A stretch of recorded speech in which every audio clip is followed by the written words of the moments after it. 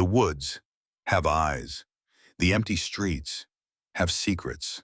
And sometimes the people we trust to protect us are the ones we should fear the most. Welcome back to the channel.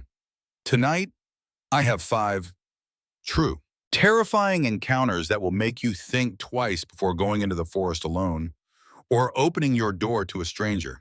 So, dim the lights, check your locks, and let's get into it. This happened during the summer before my senior year of college.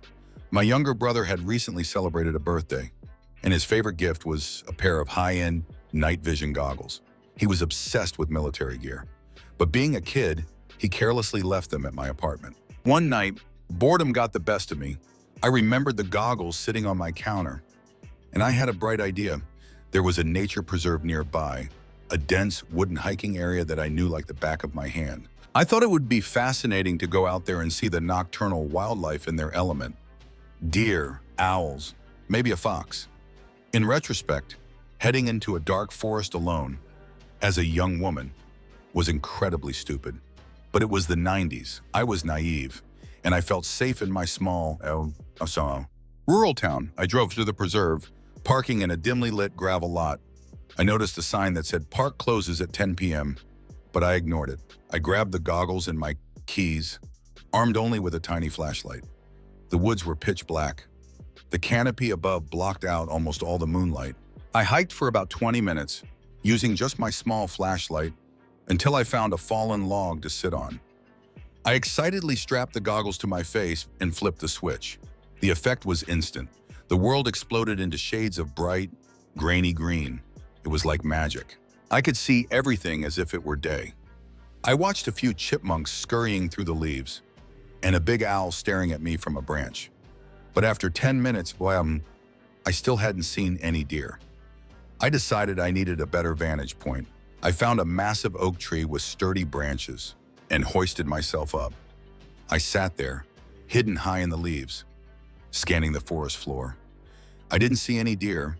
Instead, about 10 minutes later, movement caught my eye. Lit up in that eerie, glowing green was a man. He was dressed in dark clothing from head to toe. He wasn't hiking, he was stalking. He moved stealthily from tree to tree, pausing to listen, then moving again. He was coming from the direction of the parking lot, the same path I had taken. He looked like he was hunting something, and then I saw the glint of metal in his hand. He was gripping a large hunting knife, knuckles white, ready to strike. My blood ran cold. He wasn't hunting animals. He was hunting me. I realized with horror that earlier, on my drive over, a white car had been tailgating me. I'd brushed it off when it passed me at the entrance. But now I knew he had circled back. He had seen my car. He knew I was in here. He stopped directly under my tree. I stopped breathing. I pressed my hand over my mouth, tears streaming down my face behind the goggles. If I made a sound, if I shifted my weight, I was dead. He stood there for what felt like an hour, scanning the darkness, listening for my footsteps. Finally, he muttered something like, "Screw it," and turned back toward the parking lot. I didn't move until the sun came up. When I finally climbed down, shaking and terrified, I ran to my car. The windshield was smashed. Deep scratches, clearly made by a knife. Ran along the door. He had taken his anger out on my car because he couldn't find me. If I hadn't climbed that tree, if I hadn't had those goggles, I would have been the one they found destroyed.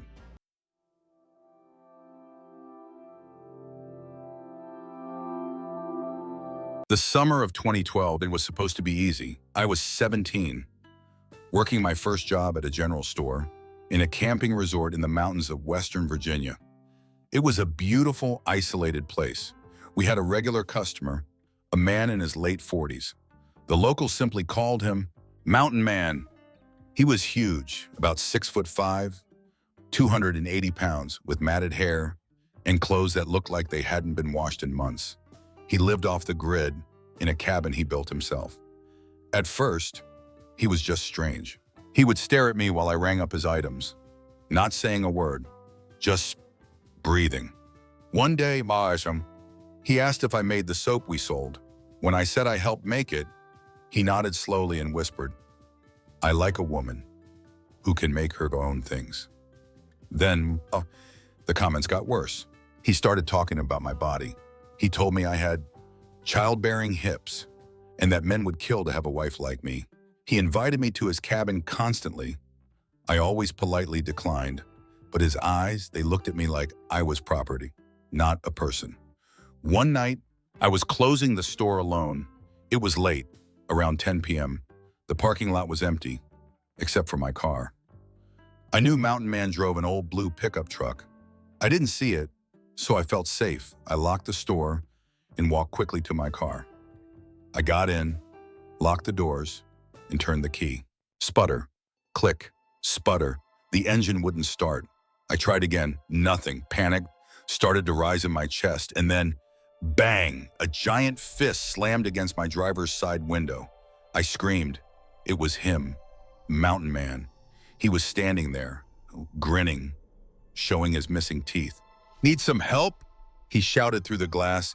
"No, my dad is on his way." I lied, my voice was shaking. He laughed, a cold, menacing laugh. "No, he's not." Opened the door. He pulled on the handle violently. The car shook. When the door didn't open, his grin faded into rage. He walked back into the darkness. I thought he was leaving.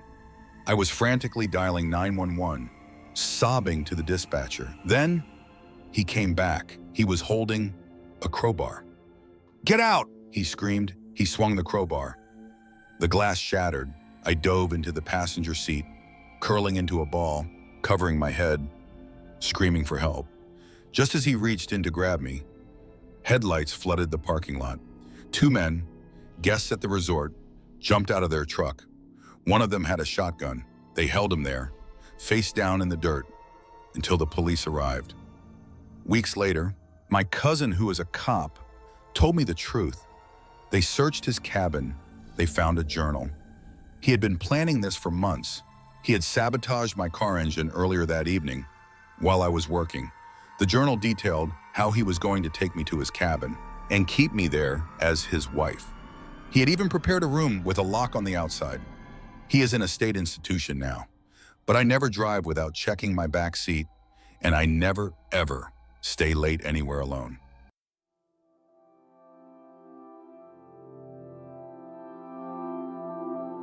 This happened back when I was in high school. My parents were away at a conference, leaving me home alone for the weekend. I was thrilled. Pizza, video games, and staying up until 3 a.m. Around 10 p.m. on Friday, there was a knock at the front door. I peeked through the blinds. Standing on the porch was a police officer. I saw the uniform, the badge, the utility belt. He spotted me looking and gave a friendly wave. I opened the door. "Evening, son," he said. "Sorry to disturb you. We're looking for a suspect who fled on foot in this area. Just wanted to ask if you've seen anyone running through your yard." "No, sir," I said. "Okay, are your parents home?" "No, it's just me," I answered honestly. I was raised to trust the police. He nodded. "All right, look, you're safe, but we need to check your backyard. Stay inside." He left. I went back to my video games, feeling a bit excited that something action-packed was happening. 20 minutes later, another knock. It was the same cop. "Listen to him," he said. His voice was lower this time, more serious. "I'm working with the FBI. This situation is escalating. We need you to unlock your back door so our team can access the house if the suspect tries to break in. But you need to stay in the living room. Do not go near the back of the house." It sounded weird. Why would unlocking the door keep me safe? But he was an authority figure. I did as I was told. I unlocked the back door, told him, and he left.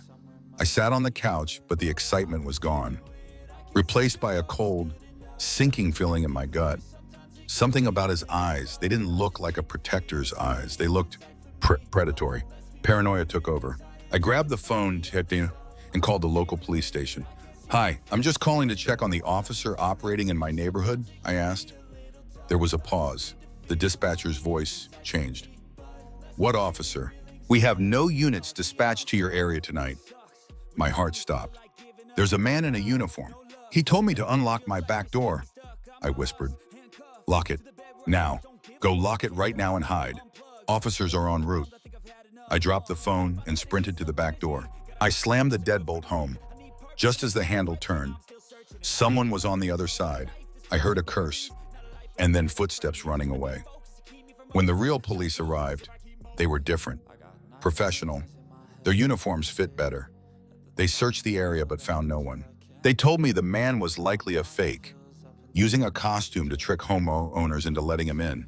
He wasn't chasing a suspect, he was looking for an easy target. And I had almost invited him in.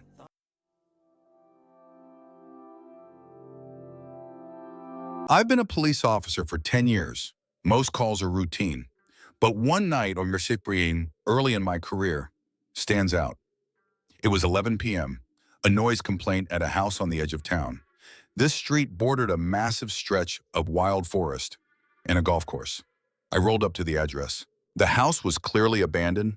The grass was waist-high, windows boarded up, paint peeling. It looked like it hadn't been touched in years. I got out of my cruiser and approached the porch. It was dead silent. I knocked. "Police, open up!" Silence. I turned to check the perimeter. A neighbor, an elderly woman, was walking her dog. She waved me over. "Officer, nobody lives there. It's been empty for 5 years." "We got a report of noise," I said. She shook her head. "I haven't heard a thing." I went back to the house. I was about to leave, marking it as a false alarm. But then I heard it. Thump, thump, thump. Footsteps. Heavy, deliberate footsteps. Walking from the front of the house toward the back. And then a violent crashing sound. Smash, like a baseball bat hitting a wall. Crash, glass breaking. It was loud, violent, aggressive. I drew my weapon. "Police, come to the front door." The noise stopped instantly, dead silence again. Then I heard the back door creak open. I sprinted around the side of the house to the backyard. My flashlight beam cut through the darkness. I saw a man. He was about 40 yards away, near the tree line. But he wasn't running. He wasn't panicking. He was walking. He was walking calmly, with perfect posture, straight into the thick, overgrown woods. "Stop! Police!" I screamed. He didn't even flinch. He didn't look back. He just stepped into the darkness of the trees and vanished. I chased him. I ran into those woods, tearing through thorns and bushes. I searched for 20 minutes with backup. The woods were dense, impossible to navigate quietly. But we never found him. We went back to check the house. The back door was wide open. Inside, the walls were smashed in. Furniture was destroyed. It looked like a tornado had hit the kitchen. But the creepiest part? The dust. The floor was covered in a thick layer of dust, and there was only one set of footprints. His. He had been in there, waiting in the dark, destroying the place. And when I arrived, he just walked away. I still don't know who he was or what he was doing in that empty house.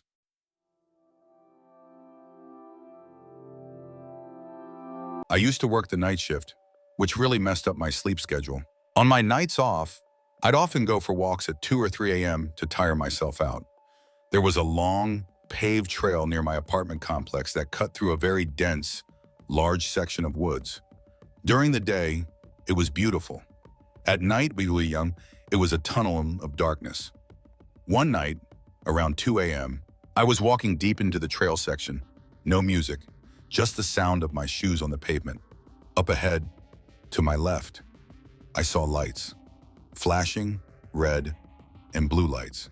My first thought was, police, but they were deep in the woods. There were no roads back there, no houses, just dense forest. I stopped. The lights were rhythmic, red, blue, red, blue. I thought maybe an officer was on foot, or maybe there was an emergency on a street I didn't know about. Curiosity got the best of me. I stepped off the paved trail and began walking into the woods toward the lights. "Hello?" I called out. "Is everything okay?" As soon as I spoke, the lights cut out. Instantly. Just total darkness. I froze. My brain tried to rationalize it. Maybe they turned off the car, but there was no sound of an engine, no radio chatter, no slamming doors. Then I heard it. Crunch, crunch, crunch, leaves breaking. Someone was walking, but the sound wasn't coming from where the lights had been. It was coming from behind me, and it was coming fast. Someone had been waiting in the dark, circling around me while I was distracted by the lights. Every instinct in my body screamed, "Run!" I didn't ask who it was. I spun around and sprinted back to the pavement. I ran harder than I have ever run in my life. I didn't stop until I was back in my apartment with the deadbolt locked. The next morning, I went back in the daylight. I found the spot where the lights had been. There were no tire tracks, no road, just trees. But on the ground, I found fresh cigarette butts and battery wrappers. It wasn't the police, it was a lure. Someone had set up fake lights to draw people off the path and into the dark. I don't walk in the woods at night anymore, and neither should you. And those were 5 true stories that remind us the world is a scary place. Whether it's a fake cop, a stalker with night vision, or a trap set in the woods, danger is often closer than we think. If you made it this far, comment "I'm watching you" down below to let me know. If you enjoyed these stories, please hit that like button and subscribe. It really helps the channel grow. Stay safe, stay vigilant, and I'll see you in the next video. Good night.